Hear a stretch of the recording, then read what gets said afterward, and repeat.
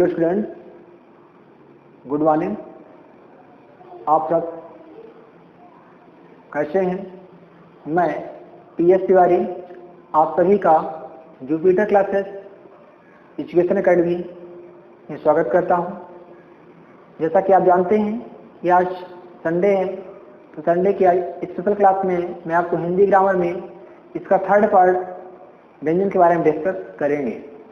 तो चलिए आज अपन डिस्कस करते हैं व्यंजन के बारे में सीखे आगे, लेकिन पहले थोड़ा सा पिछला रिवाइज कराते हैं, फिर अपन आगे बात करेंगे। देखिए, हमने आपको लास्ट वीडियो में बताया था कि पहली चीज का खा गाघा में कितने वर्ग होते हैं, तो शायद सभी को याद होगा कितने वर्ग होते हैं। 5 वर्ग होते हैं, बताए थे ना। कौन कौन से वर्ग हैं अगर आपको याद होगा तो वर्गों की संख्या आपकी ये है, ये इनको बोलते हैं हम वर्ग। हमने इनको ट्रिक बताई थी, इसको साथ रख लो, कचट तप। कचट तप यानी कोई पूछे कि काका गाघा में कितने वर्ग हैं तो क्या बताएंगे आप? 5 वर्ग होते हैं। कौन कौन से? का वर्ग, चा वर्ग, ता वर्ग, ता वर्ग, पा वर्ग। शॉर्ट में याद करो, कचट तप। ठीक है, जो पिछला वीडियो नहीं देखे उसमें मैंने बिल्कुल प्रैक्टिकली बताया था। फिर मैंने बताया था कि जो वर्ग होते हैं तो सारे वर्ग किसमें आते थे? आपके स्पर्श व्यंजन में। यहाँ पे दिखाई दे रहा, हमने लिख दिया पुनः कि सारे जो वर्ग हैं आपके, तो वर्ग किसमें आते हैं? स्पर्श व्यंजन में। तो स्पर्श व्यंजन संख्या कितनी हुई? 1 2 3 4 5। एक वर्ग की संख्या 5 है, तो 5 पचम 25। तो यहाँ तक टोटल जो आपका स्पर्श व्यंजन कहलाएगा का से लेकर के माँ तक, का से लेकर माँ तक क्या कहलाएगा? आपका स्पर्श व्यंजन कहलाएगा। कोई पूछे स्पर्श व्यंजन की संख्या कितनी है तो क्या बताएंगे? 25। स्पर्श व्यंजन क्या है? तो सारे वर्ग आपके स्पर्श व्यंजन में आते हैं। पिछली बार हमने इसकी डिफिनेशन बताई थी। ठीक है, तो स्पर्श व्यंजन 25, वर्ग कितने हैं? 5। कौन कौन से? का वर्ग, चा वर्ग, टा वर्ग, ता वर्ग और पा वर्ग। शॉर्ट में बोलेंगे कचट तप। क्या बोलेंगे? कचट तप। हमने एक बताया था कि इसको वर्ग क्यों कहते हैं, तो हमने बताया था आपको कि जो 5-5 के समूह में 5-5 के ग्रुप में होते उसे क्या बोलते हैं? वर्ग। इसको देखेंगे कि सभी 5-5 के वर्ग में हैं। का, खा, गा, घा, अंगा। यानी कि का से लेकर अगर आप अंगा तक जाएंगे तो आपको कितने वर्ग मिल रहे हैं? देखिए 5। कितने मिल रहे हैं? 5। का, खा, गा, घा, अंगा। 1 2 3 4 5। 5 इसलिए क्या कहा गया?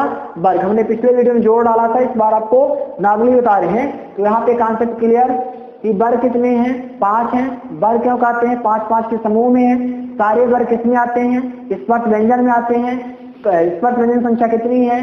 25 है। यानी कि कहां से कहां तक कहेंगे? का से लेकर माँ तक। का से लेकर माँ तक किसमें आएगा? आपका स्पर्श व्यंजन में आएगा। ओके, फिर दूसरा हमने इनका उच्चारण का आधार बताया था कि किनका उच्चारण कहां से होता है। उच्चारण अगर आपको याद होगा तो उच्चारण बेस में कहें तो उच्चारण बताया, जैसे का वर्ग का उच्चारण बताओ, हमने बताया था कि का उच्चारण कंठ से होता था। तो पिछला याद होगा कि का, खा, गा, घा, अंगा कंठ चलता है। तो इसके लिए अपन साइड में एक ट्रिक हमको याद आया, माइंड में हमारी मेमोराइज हुआ, हमने ट्रिक बनाने का प्रयास किया। तो इसको अपन लिख लेंगे का के लिए के, का।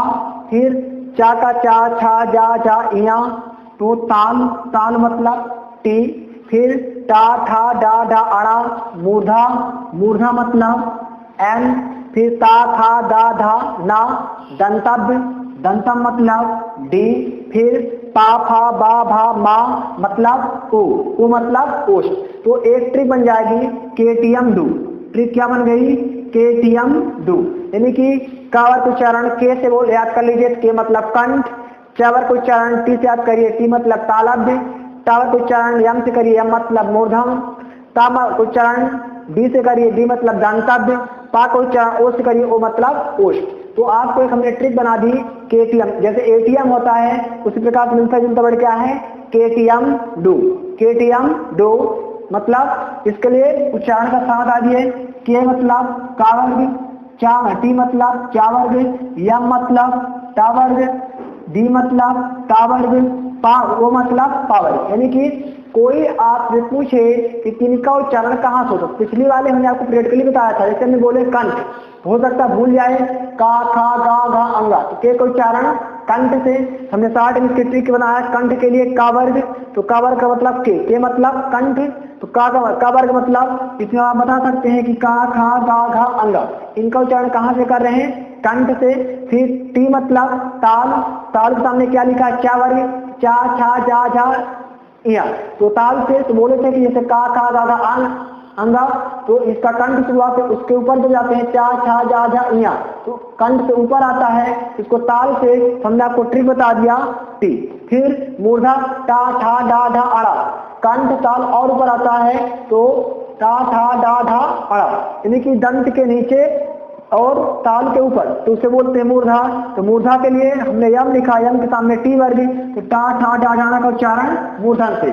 फिर डी के सामने ता है, डी मतलब दंतव्य, तो बोल देखिए ता था दा धाना, दांत चल रहा, यहाँ पे डी, तो डी मतलब दंतव्य का उच्चारण, मतलब तावर का उच्चारण दंतव्य से। फिर पा के सामने ओ है, तो पा मतलब पा वर्ग, तो पा का उच्चारण चले पा फा बा भा मा, ओठ चलता है, तो अगर आप भूल जाए तो पा के सामने ओ, तो पा वर्ग उच्चारण ओठ से। तो आप याद करिए कचट तप, इधर याद करिए कचट तप, इधर आप याद करिए केटीएम डू, तो कचट तप उच्चारण कहाँ से होता है, केटीएम डू से, बस याद हो गया। कचट तप का उच्चारण कहाँ से होता है, केटीएम डू से। मीन्स का वर्ग उच्चारण कंठ से, चा वर्ग का, टी मतलब ताल से, टावर उच्चारण, या मतलब मूर्धन से, टावर उच्चारण, डी मतलब दंत से, पावर उच्चारण ओ मतलब ओठ से। एक नई ट्रिक के साथ उसको याद कर लीजिए, लर्न कर लीजिए ज्ञान के हिसाब से कि किसका उच्चारण कहाँ से होता है, तो कचट तप केटीएम डू, ठीक है। इस प्रकार से जो हमारा उच्चारण स्थान है इसको अपन बाय क्रिटिकली बताए थे। अगला इसके पहले वाला वीडियो देखिए, इसमें आपको हमने ट्रिक्स बताने का प्रयास किया, ठीक। फिर आप देखेंगे कि पावर के बाद आपका क्या आता है, या रा ला वा, तो अगर इसको देखें तो इसको हमने पहले वाले क्या बोला, स्पर्श व्यंजन, दिखाई दे रहा है यहाँ पे स्पर्श व्यंजन। यहाँ पे हम क्या लिखेंगे, ये आपका किस में आता है, अंत इस व्यंजन, किसमें आता है, अंत इस व्यंजन में, या रा ला वा, या रा ला वा। तो इसमें जो पहला और अंतिम या और वा, यानी या और वा को क्या बोलते हैं, अर्ध स्वर, क्या बोलते हैं, फर्स्ट और अंत को बोलते हैं अर्ध स्वर। इसको अर्ध स्वर क्यों कहते हैं, क्योंकि स्वर से अधिक समय लगता है और व्यंजन से कम समय लगता है, इसलिए इसको क्या बोलते हैं, अर्ध स्वर। कोई पूछे कि अर्ध स्वर की संख्या कितनी है तो बताएंगे दो, कौन कौन से, या और वा, तो दो अर्ध स्वर हो गए, या और वा। फिर ला, ला लुंठित नहीं है, लुंठित नहीं मतलब पार्श्विक है, तो पार्श्विक क्या कहलाता है, तो पार्श्विक बताएंगे आप ला। तो कोई पूछे कि पार्श्विक की संख्या कितनी है, एक, कौन सा पार्श्विक है, तो ला, पार्श्विक क्या है, ला। फिर लुंठित, तो लुंठित मतलब आपका रा, लुंठित आपका आएगा रा। इसको देखिए कैसे पढ़ेंगे, लुंठित रा अपार्श्विक। जैसे बोलते थे पहले के लोग कि लता मंगेशकर जो है वो पार्श्विक गायन है। पार्श्विक गायन मतलब कि जब जी हाँ हमारी उच्चारण करते तो उसके साइड से, दांतों के बगल से हवा निकलती से बोलते हैं पार्श्विक। तो ला क्या हो गया, पार्श्विक, लता मंगेशकर पार्श्विक थे और गाना गाती थी। रा क्या हो गया, लुंठित। लुंठित मतलब ये होता है कि जो बेलन के आकार को जीभ उठा के पटक दे, जैसे रा बोलते हैं, अगर रा बोलेंगे तो आपकी जीभ ऊपर जाएगी खेलते हुए, देखिए रा, बोलिए रा, रा, यानी जीभ खेलते ऊपर बेलन के आकार में जो होती है, इसलिए इसका नाम पड़ गया लुंठित। तो अंतः व्यंजन संख्या कितनी है, 4। स्पर्श व्यंजन कितनी थी, 25, सारे वर्ण का से माँ तक के। अंतः व्यंजन संख्या 4, या रा ला वा। फिर इसमें अर्ध स्वर कितने हैं, 2, या और वा। इसमें पार्श्विक कितने हैं, तो पार्श्विक ला है, लता मंगेशकर याद करिए। लुंठित क्या है, रा है, रा को क्या बोलते हैं, लुंठित, क्या बोलते हैं, रा को लुंठित बोलते हैं। फिर यहाँ पे यारा ला के बाद एक लाने में भूल गया है, सा सा सा हा होता है, क्या होता है, सा सा सा हा। इसमें भी 4 ही है, तो एक इसमें आता है आपका, ये आपका आता है ऊष्म व्यंजन में, किसमें आता है, ऊष्म व्यंजन। ध्यान दीजिएगा, कोई आपसे पूछे ऊष्म व्यंजन की संख्या कितनी है, हमने पिछले वीडियो में बताया है ऊष्म व्यंजन की संख्या जो 4 है, 1 2 3 4, कौन कौन से, सा सा सा हा। तो ऊष्म व्यंजन की संख्या भी कितनी हुई, 4 हुई। हमने बताया कि इसको ऊष्म क्या कहते हैं, क्योंकि इनके उच्चारण में हमारे शरीर से गर्म हवा निकलती है, मुख से, हमारे मुख से।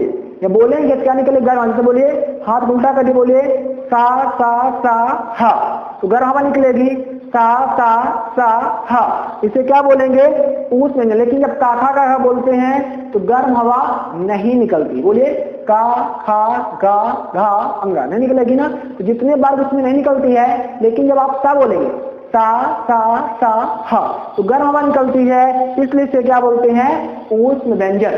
तो स्पर्श व्यंजन 25, ऊष्म अंतः 4, ऊष्म व्यंजन 4, 25 4 29 4 33, यानी कि जो मूल व्यंजन है, मूल व्यंजन की संख्या कितनी है 33। हमने स्वर बताया था, मूल स्वर की संख्या कितनी थी 11, और मूल व्यंजन की संख्या कितनी है 33, और हिंदी वर्णमाला में कुल वर्णों की संख्या कितनी है 52।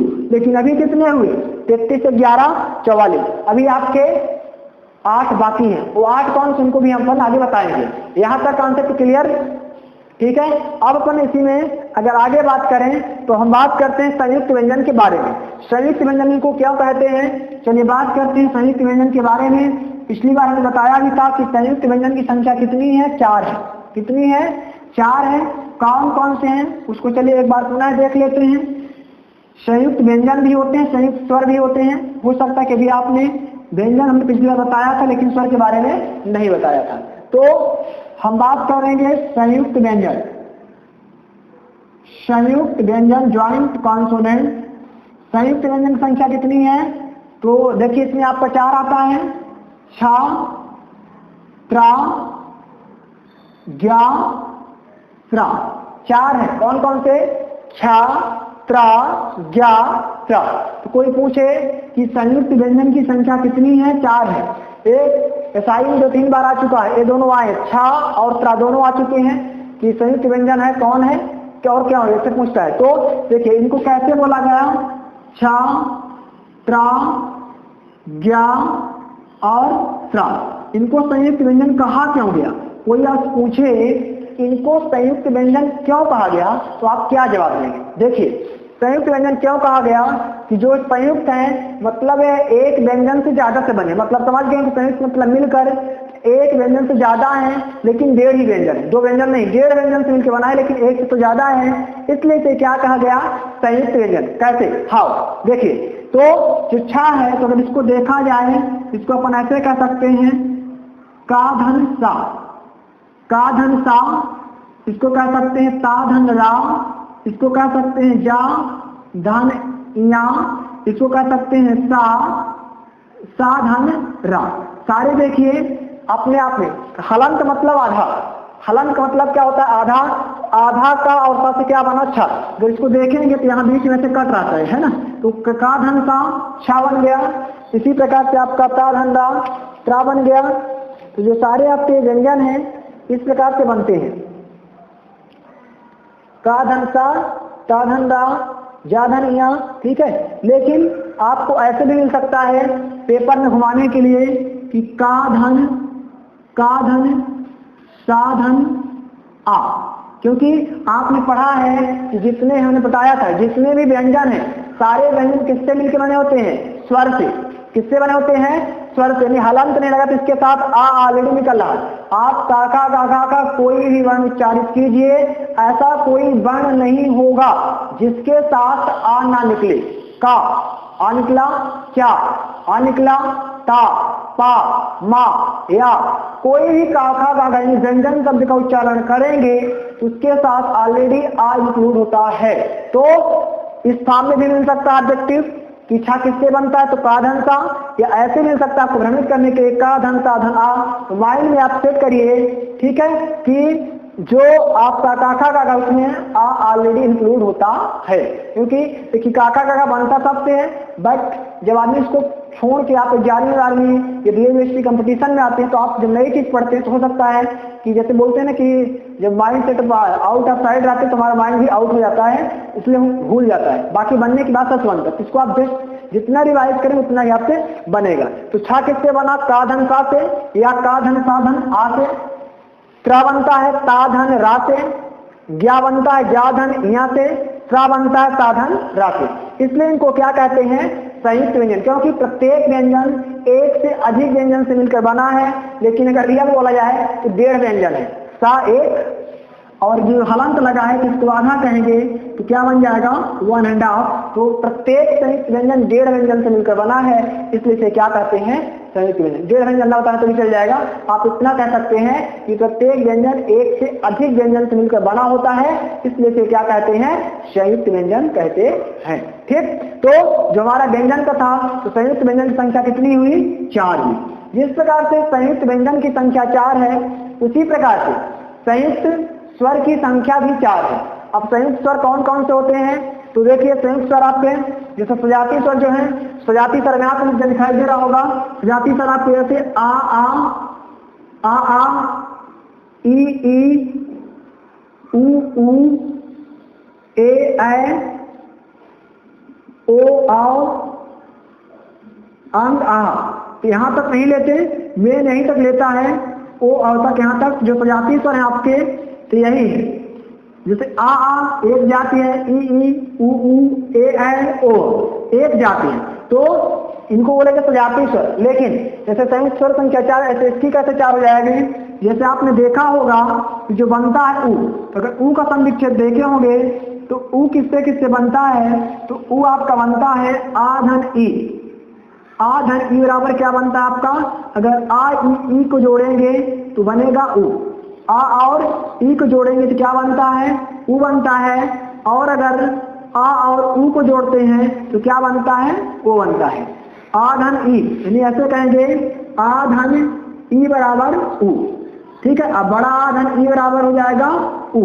इसी प्रकार से आ धन ऊ बराबर क्या हो जाएगा ए, और आ धन ऊ बराबर हो जाएगा ए।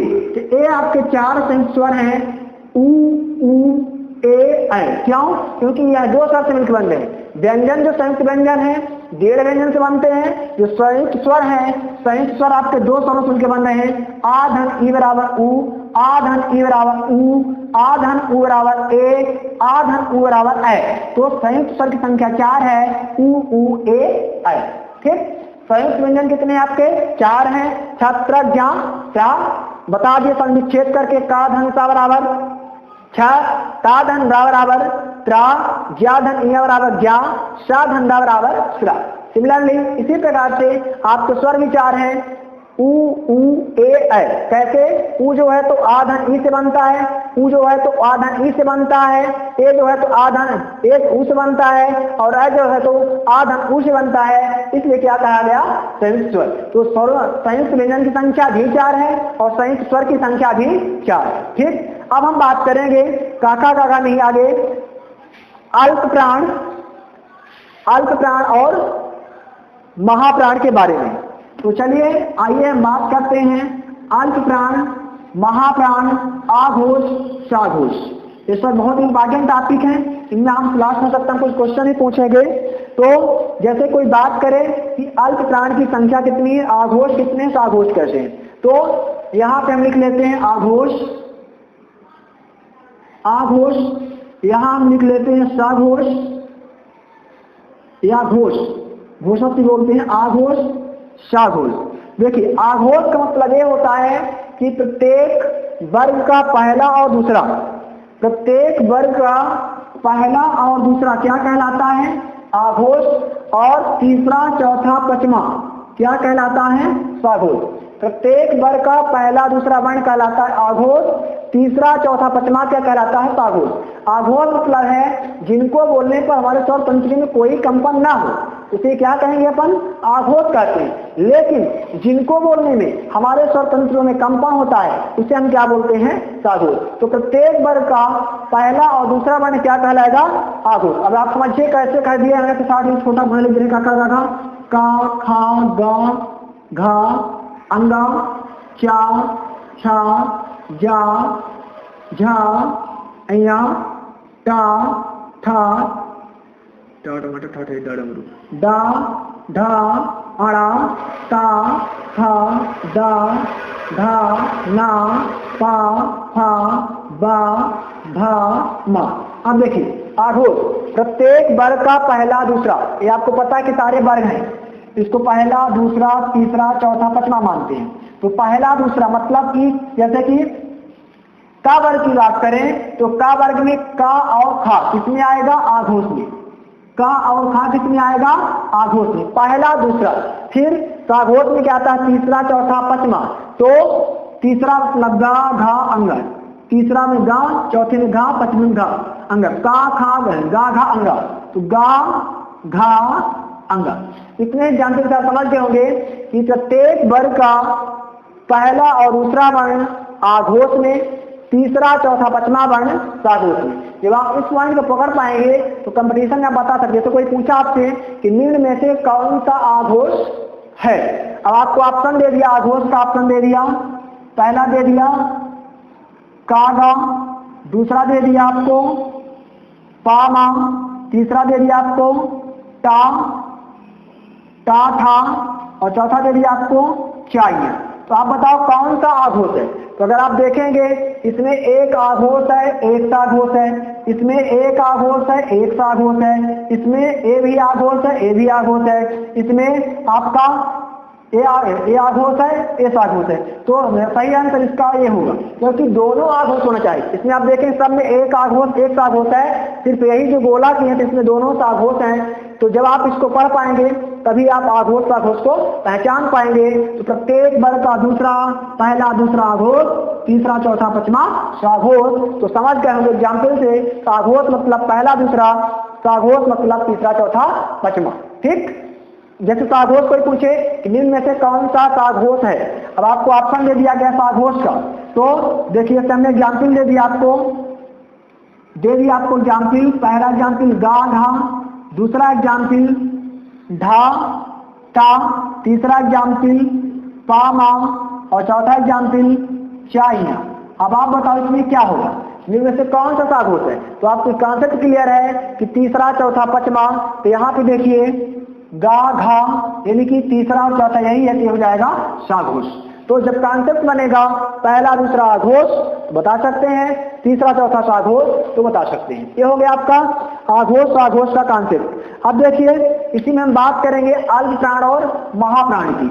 आघोष साघोष क्लियर। अब हम बात करेंगे अल्प प्राण और महाप्राण की। तो यहाँ पे लिखते हैं अपन अल्प प्राण, क्या लिखते हैं? अल्प प्राण। यहाँ पे लिखते हैं अपन महाप्राण। देखिए अल्प प्राण महाप्राण, प्राण मतलब जानते हैं ना, प्राण का अर्थ क्या होता है? प्राण का अर्थ है वायु। जब तक हमारे शरीर बोलते हैं कि प्राण निकल गया या प्राण है, प्राण निकल गया मतलब हमारे शरीर में ऑक्सीजन नहीं है, सीधी सी बात है। ऑक्सीजन नहीं मतलब जीवन व्यर्थ। ठीक है, हमारा बॉडी एक पिंड है, जब तक इसके अंदर हवा है, वायु है, ऑक्सीजन है, तब तक जीवन सार्थक है, नहीं तो निरर्थक है। तो प्राण का तात्पर्य समझ, क्योंकि प्राण नहीं मतलब वायु नहीं है, यानी कि प्राण का अर्थ से वायु से जिनके उच्चारण पे हमारे मुख से अधिक वायु निकलती है उसे बोलते हैं महाप्राण, और जिनके उच्चारण में हमारे मुख से कम वायु निकलती है उसे हम बोलते हैं अल्प प्राण। तो जब कम हवा निकलेगी अल्प प्राण, अधिक हवा निकलेगी महाप्राण। अब आपको बोल के प्रैक्टिस करना है कि किससे अधिक हवा निकल रही और किससे कम हवा निकल रही। तो अल्प प्राण के लिए अपन क्या बताएंगे कि अल्प प्राण मतलब प्रत्येक वर्ग का पहला तीसरा पांचवा, प्रत्येक वर्ग का पहला तीसरा पांचवा अल्प प्राण, इनको बोलने पर कम हवा निकलती। जैसे देखिए हमने बोलते हैं का खा में ज्यादा टाइम लगा, का खा, तो एक 135 1 3 5 और महाप्राण हो जाएगा 2 4। जब हम किसी वर्ग के पहला तीसरा पांचवा अक्षर बोलते हैं तो हवा कम निकलती है, जब दूसरा और चौथा बोलते हैं तो हमको अधिक बल देना पड़ता, अधिक हवा निकलती है। जैसे एग्जाम्पल देखिए का गा अंगा, लेकिन खा गा घा अंगा। आप बोलिए का खा गा घा अंगा, तो का की अपेक्षा खा में ज्यादा दबाव डालना पड़ता है, कि गा की अपेक्षा घा में ज्यादा दबाव डालना पड़ता है। तो खा और घा हो जाएगा महाप्राण और का गा अंगा हो जाएगा अल्प प्राण। तो अल्प प्राण मतलब का गा अंग कहेंगे, और महाप्राण मतलब खा और घा कहेंगे। कॉन्सेप्ट समझ गए होंगे कि जिनको बोलने पर कम जल्दी बोलने, हवा कम निकले उसे क्या बोलेंगे? अल्प प्राण। जिनको ज्यादा दबाव ज्यादा प्रेशर डालते हैं, ज्यादा हवा निकलती है, वो कहलाते हैं महाप्राण। तो प्रत्येक वर्ग के पहला तीसरा पांचवा अल्प प्राण, दूसरा चौथा महाप्राण। समझ गए होंगे। पहले से कि इसमें बोले कोई आघोष अल्प प्राण क्या बताएंगे? पहला तीसरा पांचवा, ये हो गया अल्प प्राण। मतलब पा बा मा यहाँ पे अल्प प्राण हो जाएगा, बचा आपका फा भाग, ये हो जाएगा महाप्राण। इसी प्रकार से कोई पूछे कि टा ठा डाढ़ा अड़ा में सा है, महाप्राण क्या है, तो क्या होता है कि महाप्राण हो जाएगा ढा और ढक्कन। ठीक है, तो माइंड में सेटअप करिए कि प्रत्येक वर्ग का पहला, तीसरा, पांचवा अल्प प्राण में आएगा, दूसरा, चौथा महाप्राण में आएगा। फिर आप ऐसे भी सेटअप कर सकते हैं कि जो आपके महाप्राण है वो आघोष होते हैं। महाप्राण क्या होते हैं, आघोष होते हैं। ठीक है, सिर्फ और सिर्फ बताएंगे किसको छोड़कर, महाप्राण होते हैं आघोष और अल्प प्राण होते हैं साघोष। महाप्राण क्या होते हैं, आघोष, यानी जितने भी महाप्राण हैं वो आघोष में आएंगे और जितने भी अल्प प्राण हैं वो आपके साघोष में आएंगे। अब आपका भी दो लाइनों बचा है, देखिए इसके आगे, तो यारा लावा, यारा ला वा, फिर सा सा हा। तो देखिए यारा ला, इसको नारायण बोल दिए, अल्प प्राण में आएगा, या रा ला वा, इसको जल्दी बोलिए ना, यारा ला वा, अल्प प्राण में आएगा। लेकिन जब हम सा हा बोलते हैं, सा हा, टाइम लग रहा है, यारा ला वा, यारा ला वा, बोलिए सभी को बोलिए, देख पा रहे हैं, हाँ बोलिए, यारा ला वा, यारा ला वा, यारा ला वा, जल्दी बोलिए, लेकिन सा हा बोलिए, चेक करिए, बोलिए सा हा, सा हा। अकॉर्डिंग टू यारा ला के अपेक्षा कंपेयर में ज्यादा टाइम लगता है, यारा ला वा, सा हा, जिसमें कम समय लग रहा वो अल्प प्राण में, यानी कि यारा ला वा किसमें आएगा, अल्प प्राण में, यारा ला वा इसमें आएगा अल्प प्राण में, लेकिन सा हा ज्यादा टाइम लग रहा है ना, तो ये आएगा महाप्राण में।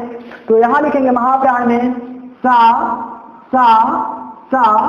हा, सा हा, तो ये हो जाएगा सा हा महाप्राण, यारा लावा अल्प प्राण, यारा लावा अल्प प्राण, सा हा महाप्राण। समझ गए, यारा लावा अल्प प्राण, सा हा महाप्राण।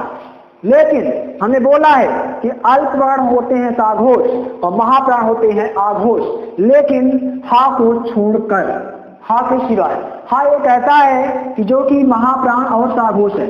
हा क्या है, महाप्राण और साघोष है। इस प्रकार से आई होप कि आप मेरा आघोष, साघोष, अल्प प्राण, महाप्राण का कॉन्सेप्ट समझ गए होंगे। अब हम बात करते हैं स्वर में, जो आपके स्वर होते हैं, स्वर आपके अल्प प्राण और साघोष होते। कोई बोले कि स्वर क्या होते हैं, तो स्वर हमेशा अल्प प्राण होते हैं, क्योंकि इनको बोलने में कम समय लगता है। स्वर क्या होते हैं, अल्प प्राण और साघोष होते हैं।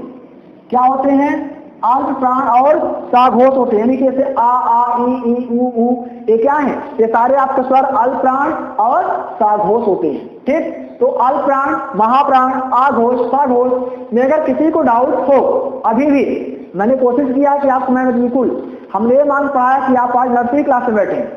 ठीक है, इस हिसाब से मैंने पढ़ाने का प्रयास किया है। देखो बचपन में आदमी पढ़ता है, लेकिन उसमें हमारा टारगेट सिर्फ रहता है कि हम काका का उच्चारण करना सीख जाए, लेकिन इतना डीपली हम और आप, कोई भी व्यक्ति हो, डीपली सीखने का प्रयास नहीं करता है, वही आज हमको काफी मेहनत करना पड़ता है। तो आप अच्छी मेहनत के साथ इसको सीखिए, क्योंकि हम आपके लिए पढ़ा रहे हैं, हम आपके लिए मेहनत कर रहे हैं। तो आप अपने लिए, हमारे लिए और अपने माता पिता के लिए जरूर अच्छे से अच्छा परिश्रम करिए, ताकि इसका कुछ ना कुछ फल मिले। ठीक है, क्योंकि नॉलेज ही लाइफ में सब कुछ है, अगर नॉलेज नहीं तो कुछ नहीं। बोलते हैं ना, ज्ञान के बिन जीवन व्यर्थ होता है। तो अपने आप में ज्ञान को अर्जित करिए, ज्ञान को सीखना सीखिए। जब तक आपके जीवन में नॉलेज नहीं, लाइफ में आपकी डार्कनेस है, मतलब कि अंधकार ही अंधकार है। क्योंकि बोलते हैं कि शिक्षा से बड़ा कोई मित्र है न कोई धन है। ठीक है, तो शिक्षा ही आपके लिए सब कुछ बेस्ट है। एजुकेशन इज बेस्ट, इसलिए एजुकेशन को मेंटेन करके रखिए। ठीक है, इस प्रकार से हमारा ये व्यंजन का पार्ट था, तो यहाँ तक क्लियर हुआ। अब अपन इसमें थोड़ा सा एक दो क्वेश्चन कराते हैं आपसे कि आप लोग जवाब दे पाते हैं कि नहीं। तो क्वेश्चन हम लिखते हैं, आप लोग जवाब देंगे। ठीक है, चलिए हम पहला पूछते हैं। पहला क्वेश्चन हमारा है, हम मौखिक ही पूछ रहे हैं, आप कमेंट करेंगे, क्वेश्चन लिखेंगे, हम आंसर बताएंगे। जैसे हमारा पहला क्वेश्चन है कि आपसे कोई पूछे कि हस्त स्वर की संख्या कितनी होती है। कोई पूछे आपसे कि हस्त स्वर की संख्या कितनी होती है, तो आप क्या जवाब देंगे, कमेंट करके बताने का प्रयास करें। अगर आपने हमारी फर्स्ट क्लास देखी होगी तो फर्स्ट क्लास में हमने स्वर के बारे में बताया था। तो हस्त स्वर की संख्या होती है 4, बताए थे ना। हास्य स्वर की संख्या कितनी होती है? 4। कौन कौन से? आ, ई, उ, ए। आ, ई, उ, ए, ये होते हैं आपके हास्य स्वर। कोई पूछे कि हास्य स्वर की संख्या कितनी होती है तो क्या बताएंगे? 4। दूसरा क्वेश्चन है कि ओम में कौन सा स्वर है? ओम में कौन सा स्वर है? हास्य फर्स्ट है, दूसरा है दीर्घ, तीसरा है प्लुत, चौथा है न्वानाधीश। कमेंट कर बताइए कि ओम में कौन सा स्वर है तो क्या बताएंगे जवाब आप दीजिए। तो ओम में प्लुत स्वर है। कोई आपसे पूछे कि ओम में कौन सा स्वर है तो प्लुत स्वर। क्या बताएंगे? प्लुत स्वर। कोई पूछे आपसे कि ओम में कौन सा स्वर है तो क्या जवाब देंगे? प्लुत स्वर। तीसरा क्वेश्चन है दीर्घ स्वर की संख्या कितनी है? तीसरा क्वेश्चन है दीर्घ स्वर की संख्या कितनी है तो जवाब दीजिए कमेंट के माध्यम से। सभी को मैं इंतजार कर रहा हूं। दीर्घ स्वर की संख्या कितनी है? प्लीज कमेंट के माध्यम से बताने का प्रयास करें। तो जिनका कमेंट आया उन सभी को धन्यवाद, नहीं आया फिर भी आप प्रयास करिए, आपको भी धन्यवाद। तो दीर्घ स्वर की संख्या कितनी है? 7 है।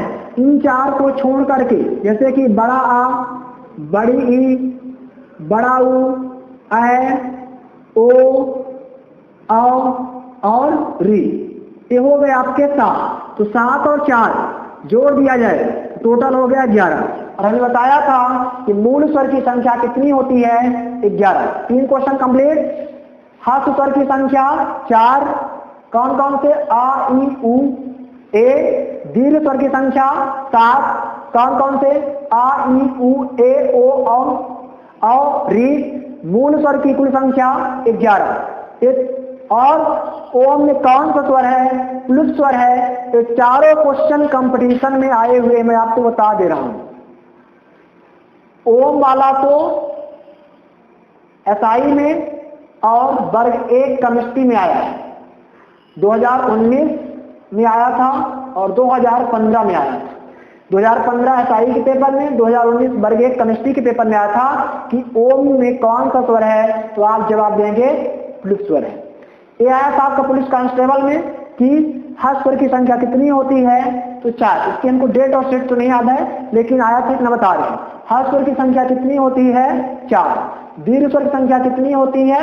7। मूल स्वर की संख्या कितनी होती है? एबीएमपीएसआई 2015 में आया था कि मूल स्वर की कुल संख्या कितनी होती है? 11। क्योंकि बच्चों को पता होता है 13 तो फटाक से अपन ठीक करते हैं 13, क्योंकि उसमें अंग और आह जो अपवाद उसको ऐड किया जाता है। आपको अपवाद में नहीं ध्यान देना है, सिर्फ मूल पे देना है। तो मूल स्वर की संख्या कितनी है? 11। अब व्यंजन के बारे में क्वेश्चन तो अभी पढ़ाएं तो आप सभी रामायण फिर हो, तभी से नहीं करना अच्छा है। अगली क्लास में क्वेश्चन करेंगे व्यंजन के बारे में तो बेहतर रहेगा, ठीक है। तो लेकिन एक क्वेश्चन है व्यंजन में, कमेंट करिए। आप लोग कमेंट नहीं करते हैं। हमने कल दिया था फिजिक्स क्लास में कि mc² का डायमेंशनल फार्मूला क्या होगा, लेकिन कोई बच्चा कमेंट नहीं किया। प्लीज आप कमेंट करें। एक क्वेश्चन है कि उत्क्षिप्त व्यंजन कितने होते हैं, इसका हमें इंतजार रहेगा आपके कमेंट बॉक्स में। ओके, तो आज की क्लास मेरी यहीं तक। आज से मैं आपका छोटा बड़ा और काका काका वर्णमाला कंप्लीट किए। जिनसे बनता था उनको भी ठीक है, नहीं बनता था तो भी आप अपने आपको छोटा बच्चा समझ के पढ़िए, क्योंकि व्यक्ति का जीवन हमेशा एक स्टूडेंट छात्र जीवन होना चाहिए। ये हमारे एक महान वैज्ञानिक डॉक्टर एपीजे अब्दुल कलाम ने कहा था कि अपने आप को हमेशा एक छात्र समझ के कार्य करिए, समाज में बहुत आगे जाएंगे। तो हम भी एक छात्र हैं, आप भी एक छात्र हैं, दोनों एक साथ मिलकर पढ़ेंगे तो काफी आनंद आता है। और आपको हम पढ़ा रहे हैं और आप पढ़ रहे हैं, ये मान के लिए कि हम आपके सामने हैं और आप मेरे सामने हैं। मन से पढ़िए, हम मन से पढ़ा रहे हैं। तो जैसा कि आप जानते हैं कि हम फिजिक्स के टीचर हैं, मैं फिजिक्स पढ़ाता हूँ, मेरी जो स्पेशल सब्जेक्ट है, मैं अपने फिजिक्स को बहुत ही मानता हूँ। Physics is my life. But मैं आपको हिंदी टीच कर रहा हूँ और कुछ देने के लिए बोले हैं, देंगे मैटर, मैंने वादा किया निभाऊंगा। बट आज की क्लास आपको कैसे लगी प्लीज आप कमेंट के माध्यम से बताने का प्रयास करें, क्योंकि हिंदी मेरी सब्जेक्ट नहीं है, फिर भी मैं आपको हिंदी टीच कर रहा हूँ और डीप से डीप नॉलेज देने का प्रयास कर रहा हूँ, ठीक है। दूसरी चीज बार बार कहता हूँ कि कोविड-19 चल रहा है, अनावश्यक घर से बाहर बिल्कुल न निकलें, बाहर की चीजें खाने से अवॉइड करें, क्योंकि जो लोग ज्यादा खाना पीने वाले होते हैं ना तो घर को छोड़कर बाहर जाते हैं, होटल में है ना, जो आजकल जो ज़्यादा चलती हैं, पे नाम नहीं लेंगे, लेकिन अधिकांश लोग यूज करते हैं। तो प्लीज जब तक कोविड-19 खाने पर विशेष ध्यान दें, घर का ही खाएं, अनावश्यक ना खाएं, गर्म से गर्म वस्तुओं को खाने का प्रयास करें। आप सुरक्षित रहें तो आपका घर परिवार सुरक्षित रहेगा, क्योंकि पता है ना कि दुनिया के लिए आप एक जीवन हो, लेकिन कहते हैं ना कि आपका जीवन किसी के लिए पूरी दुनिया होती है। तो आप अपने आप को सुरक्षित रखें, संभाल के रखें। यही मेरी आपसे आशा और रिक्वेस्ट है कि आप अच्छे होंगे, सुरक्षित होंगे, आपके साथ साथ हम भी अच्छे और सुरक्षित हैं। आप सभी स्वस्थ रहें, मस्त रहें, तंदुरुस्त रहें। आज की क्लास मेरी यहीं तक, आगे के लिए आपको वेट करेंगे। तब तक के लिए धन्यवाद। Thanks for watching video. जय हिंद।